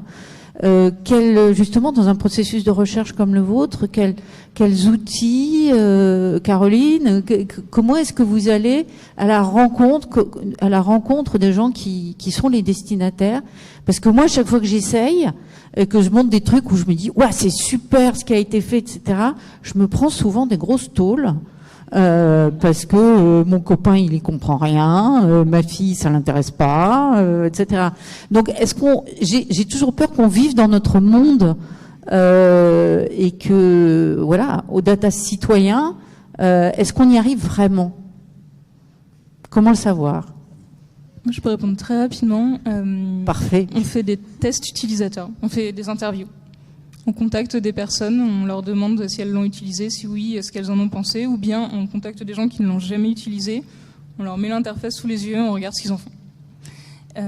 Et après, peut-être pour rebondir sur, on a l'impression que ça n'a pas d'impact, peut-être parce que aussi, une visualisation ou un outil d'interaction avec les données, il est fait pour répondre aux besoins d'information d'un public ou d'un type d'utilisateur. Nous, nos outils, si je vais voir quelqu'un qui fait je sais pas, si je vais voir un cuisinier, mon outil de planification de la mobilité urbaine, il a beau être joli, bah oui, ça va pas lui parler, il s'en fout un peu, quoi. Mais c'est un peu la même chose en caricaturé. Si on demande à quelqu'un qui lit jamais la rubrique internationale d'un journal, on lui met sous les yeux une cartographie du conflit, d'un conflit, il s'y serait pas intéressé en temps normal si c'était pas de la visualisation de données. Bah, c'est pas parce que c'est de la visualisation de données que le sujet va plus l'intéresser et qu'il va rentrer dedans forcément.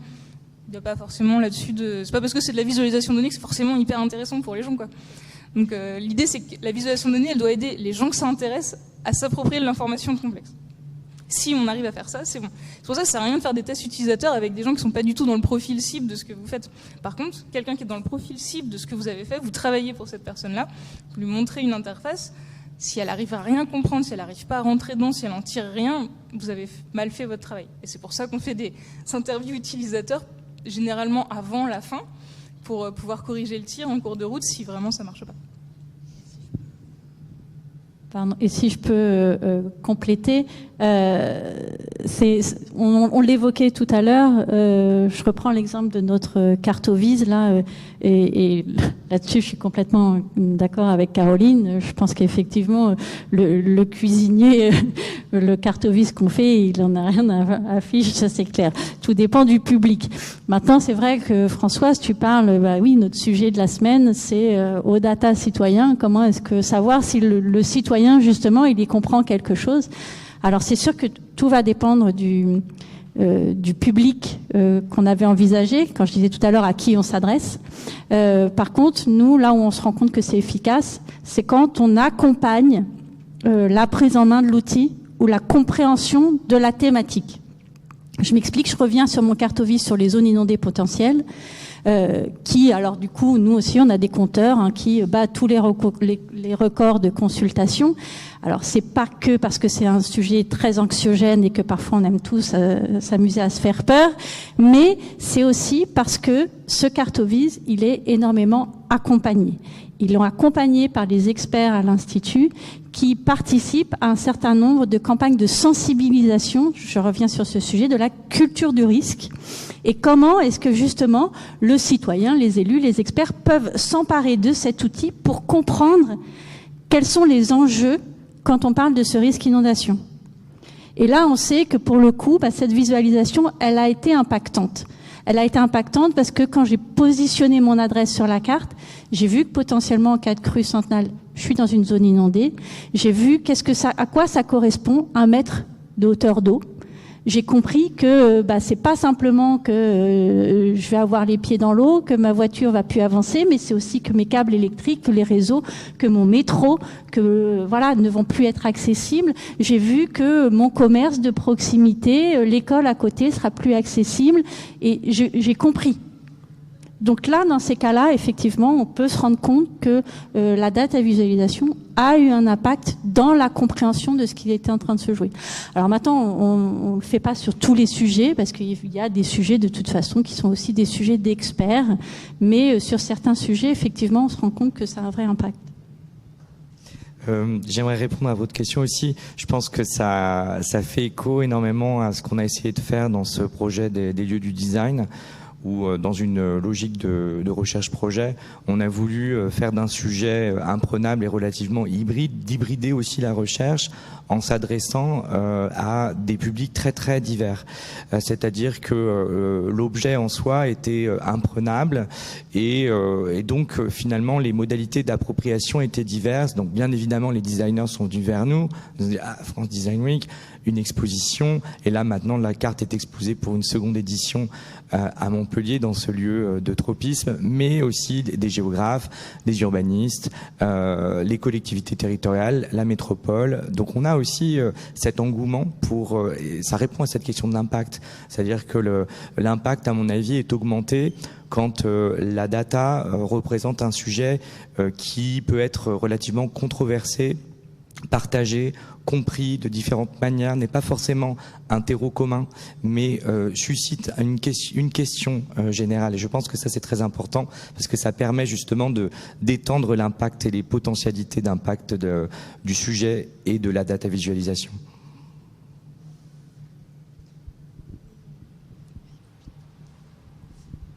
Alexandre Blin, urbaniste programmiste chez Alphaville. J'ai bien aimé ce que vous évoquiez tout à l'heure sur la data sonification. J'avais entendu qu'il y avait des recherches là-dessus, notamment pour interpréter avec des sons des données parce qu'on les comprend mieux, enfin en tout cas l'oreille distingue mieux le spectre, mais j'ai surtout entendu des exemples notamment de traders qui faisaient ça pour mieux mieux jouer sur les actions, quoi. Est-ce que vous avez des exemples sur le territoire, sur un volet géographique d'utilisation de data sonification ? Alors, la data sonification, moi je connais j'ai en tête deux cas d'usage, soit effectivement pour restituer de l'information, de la donnée de fréquence. Par exemple sur le trading, sur la fréquence de décès, sur la crise Covid, sur les résultats sportifs. Le New York Times avait fait ça pour montrer l'écart qu'il y a entre des coureurs qui arrivent très très rapidement.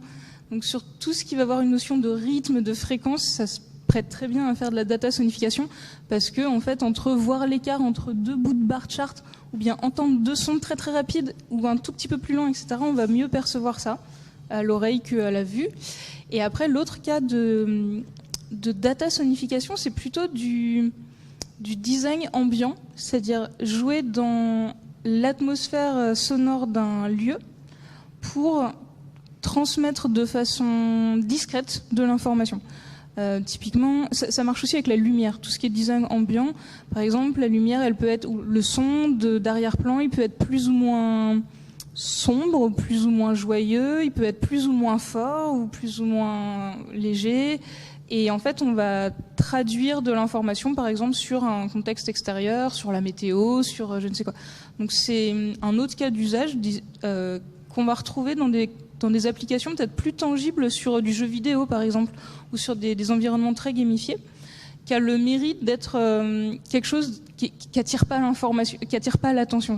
Tout ce qui est design ambiant, c'est on fait passer de l'information comme ça dans la toile de fond, sans demander à l'utilisateur d'être focus dessus, sans encombrer son champ d'attention vif. Et le moment où il va y prêter attention, il va remarquer quelque chose, ou bien juste par l'ambiance du lieu, il va appréhender l'information, il va avoir reçu le message sans forcément avoir un gros niveau d'attention consciente à ça. Donc c'est utilisé dans certains cas de design ambiant. Mais pour l'information sur le territoire, non, vraiment, j'ai pas d'exemple en tête. De mémoire, il y a quelques années, Google Maps avait fait un test sur certaines villes pour accompagner à la fois le projet Street View où vous avez des photos de la rue, du son. Et je me souviens d'un projet Google Street View Marseille. Donc il y avait toute une expérience immersive. Vous avez un Street View qui allait dans des rues piétonnes de Marseille et c'était accompagné du son qui était enregistré à telle heure de la journée. Vous passez à 22h, c'est pas le même son qu'à 10h du matin et à 15h. C'était assez bluffant. Et après, il y a tous les projets qui font intervenir le son dans la narration du data design. On peut transformer, je me souviens d'un projet un peu loufoque, mais très drôle, de Libération sur le fait qu'ils avaient transformé chaque chiffre de 0 à 100 dans une note plus ou moins aiguë. Et ils avaient couplé ça au sondage politicien, des politiques des élections présidentielles. Donc vous entendez la courbe de Marine Le Pen qui fait en fonction qu'elle monte ou pas. Donc c'était assez drôle. Et il y a tous les projets qui interprètent la donnée sonore pour la transformer en data. Ça, les plateformes de streaming, ils en font leur beurre, mais il y a aussi des projets un peu plus recherche et développement et artistique aussi qui peuvent se faire à partir de ça. Analyser quelle note est utilisée par Mozart, est-ce que jouer un majeur ou un mineur, ça influence dans un type de musique ou dans un autre, le niveau de décibels. Donc il y a ça, et puis il y a tous les projets sur les cartes, j'imagine, de territoire faites à partir du bruit. Quand vous avez la rue de Rivoli, on a des capteurs sonores, cette rue est bruyante de telle heure à telle heure, il y a telle voiture. Je pense que ça a été... J'ai beaucoup vu ça au moment où les quais de Seine ont été piétonnisés, pour le fait que, voilà, ça c'est des projets du son et du territoire et de la data en quelque sorte. On a fait ça dans le métro, effectivement, voilà. Mesurer le volume sonore dans le métro et le retraduire pour le rendre audible. C'est pas forcément de la data sonification dans le sens où on part de la donnée qui est déjà du son, on la transforme pour qu'elle soit perceptible et attirer l'attention. et pour que quelque chose du brouhaha auquel notre oreille humaine s'habitue, pour le donner à entendre d'une façon qui force l'attention, et pour le quantifier. Et c'est plutôt l'inverse, on va prendre de la donnée sonore et on va la retraduire en volume et en objet visuel ou esthétique.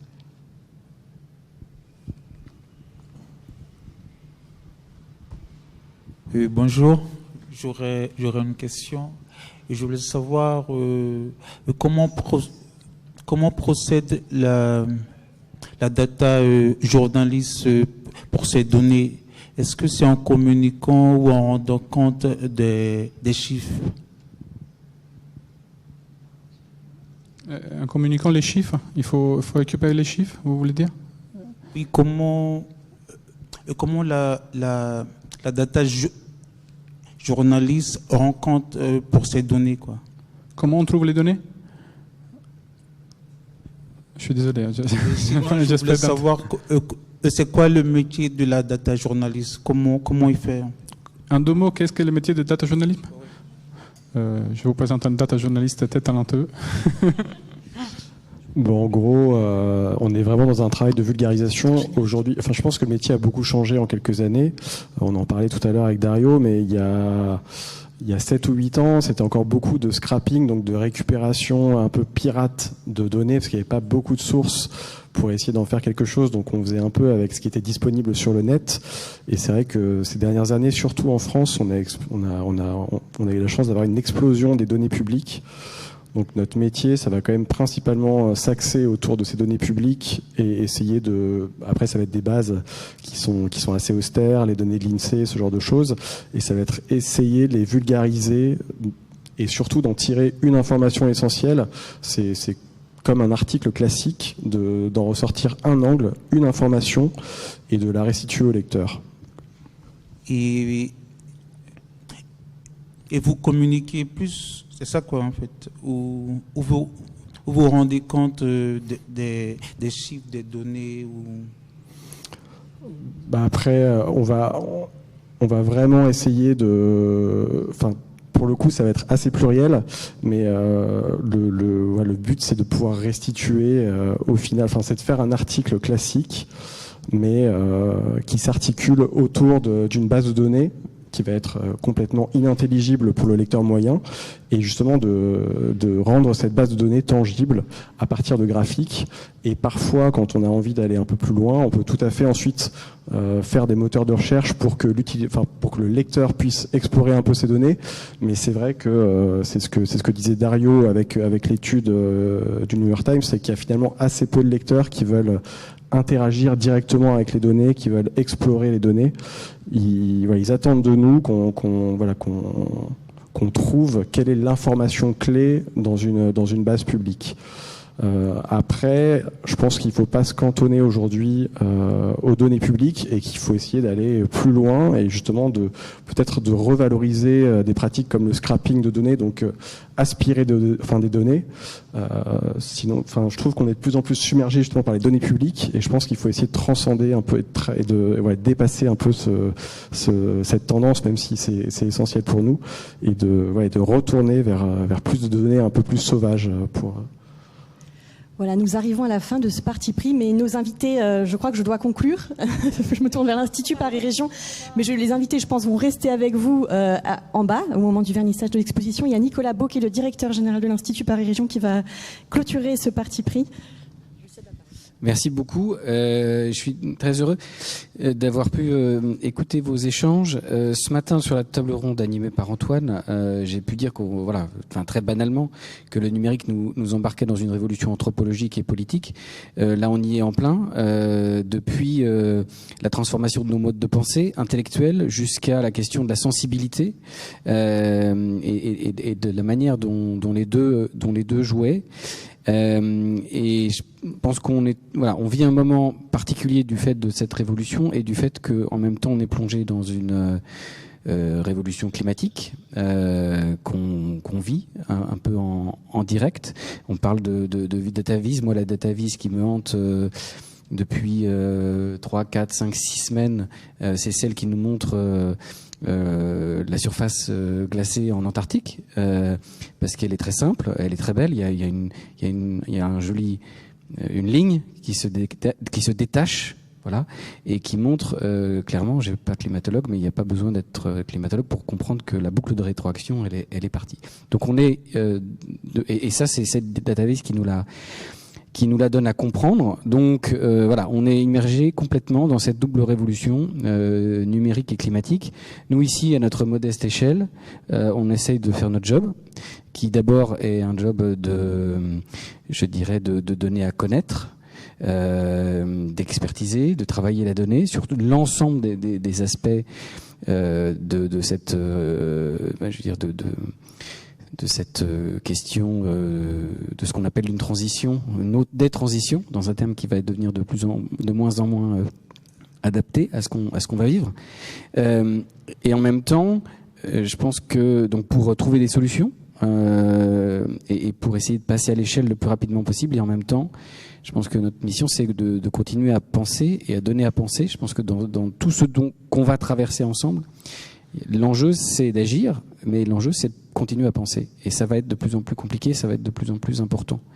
Et donc, de ce point de vue-là, la question, justement, du lien entre data, information, débat public, pensée, elle va devenir essentielle. Et nous, voilà, on essaye de tenir notre rôle dans ce dialogue entre experts, élus, citoyens, journalistes, artistes aussi, parce que ça nous amène vers d'autres dimensions. Et donc, moi, je suis personnellement, c'est des questions auxquelles je m'intéresse depuis de longues années, et c'est vraiment une satisfaction personnelle très forte que d'avoir vécu ce moment aujourd'hui avec vous en conclusion d'une journée extrêmement riche. Alors la conclusion, elle arrive maintenant, puisqu'on va tous descendre pour aller voir l'exposition qui a été préparée par l'équipe de l'Institut. J'ai beaucoup de remerciements. Voilà, interne d'abord, parce que voilà, ce parti pris et l'exposition ont été magnifiquement préparés par Virginie Palis et Julie Saris. Merci aussi à Linda, merci à Laurie qui a été la curatrice de cette exposition, et beaucoup d'autres personnes à remercier en interne. Mais et je vais très vite venir aux gens qui nous ont aidés à faire cette exposition, parce qu'elle a été vraiment collective, et je pense que c'est extrêmement intéressant. On va vous la montrer, on va vous l'expliquer. Elle comporte d'abord une partie historique, et moi je suis historien au départ, donc ça me plaît. J'ai appris énormément de choses. J'ai trouvé ça absolument passionnant. Et puis une partie évidemment contemporaine, où on reprend un certain nombre de ces enjeux pour vous montrer des choses sur la question du big data, la question de comment on pense avec la data, et aussi la question de la sensibilité, de la dimension artistique, hein, qui est tout à fait essentielle. Je voudrais remercier Marthe Vialet en particulier, qui a joué un rôle très très important pour cette exposition, et de manière générale, la raison pour laquelle on a voulu faire ça, c'est les liens, hein, c'est le réseau, c'est ce qu'on va continuer à faire ensemble. Et nous, on a l'ambition modeste, voilà, d'être un des lieux et un des acteurs de tout ça, qui nous paraît particulièrement important. Trois volets, 3 créations originales à découvrir. D'abord, l'application numérique Modality de l'agence DataVise et de Caroline Goulard. Merci aussi Caroline. On se connaît déjà, voilà, on a l'habitude de travailler avec vous à l'Institut. Je pense que c'est fait partie des projets qui nous tiennent à cœur, et des choses, je dirais, des preuves de concept très très convaincantes sur ces questions, avec en particulier un volet mobilité. Une création graphique très grand format sur la pollution plastique par Florent Lavergne, qui n'est pas là parce qu'il est aux États-Unis, mais en tout cas avec une dimension immersive du fait de la taille de cette œuvre. Et puis une création inédite en 3 dimensions créée par Julie Brunet, qui est là, voilà, merci, et très originale, on va l'expérimenter ensemble, et avec quelque chose qui me plaît beaucoup parce que j'insiste beaucoup depuis que je suis arrivé depuis 1 an à l'Institut Paris Région sur l'échange entre l'intérieur et l'extérieur de cette maison, et qui a beaucoup à offrir et qui évidemment ne peut le faire que si elle reste ouverte sur l'extérieur. Et ici, on a à la fois donc cette création de Julie Brunet, mais aussi ce travail en arrière-plan de nos experts, François Michelot, démographe, Catherine Mangenet, spécialiste de santé, de l'accès à la santé, qui ont réalisé chacun des travaux quantitatifs et qualitatifs sur cette question absolument essentielle et qui va l'être encore plus de l'accès aux soins de nos concitoyens. Et donc voilà, une manière originale et sensible aussi d'entrer là-dedans. Un dernier petit mot pour tous ceux qui au quotidien déjà font vivre cette dimension esthétique des travaux de l'Institut Paris Région. Je ne vais pas les citer tous, mais Olivier Cransac, notamment, qui a beaucoup travaillé sur l'exposition, Jean-Hugues Tillois, Sylvie Castano également, toute l'équipe de designers. On a des designers aussi à l'Institut, on est très fiers, parce que ça participe de la qualité de notre travail, qui n'est pas seulement... ça participe pleinement de la qualité de notre travail, de son impact et de la manière dont on essaye de le mettre au service de tous. Merci aussi à Tatiana et à toute l'équipe qui a organisé toute cette journée de main de maître. Je crois que j'ai fini, et en tout cas merci. Je vais applaudir parce qu'on l'a pas fait à la fin, mais voilà votre panel.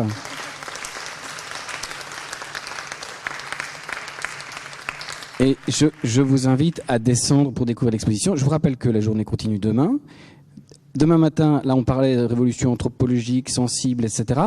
Visiter un data center, c'est pas anodin. Voilà, cette ère du numérique, elle transforme le territoire, elle appelle aussi peut-être une nouvelle esthétique. J'ai un ami qui publiait une tribune en Libération sur comment faire des data centers l'équivalent de nos gares du 19e siècle, c'est-à-dire également des œuvres architecturales qui s'inscrivent dans l'espace, qui ont une intelligibilité, qui sont des repères communs. On pourra se poser ces questions en visitant le data center demain, et puis à nouveau à l'Institut demain après-midi pour discuter de plusieurs choses, notamment de cette question des data centers. On présentera l'étude qu'on a publiée cette semaine sur cet enjeu. Merci à tous, et donc bonne visite.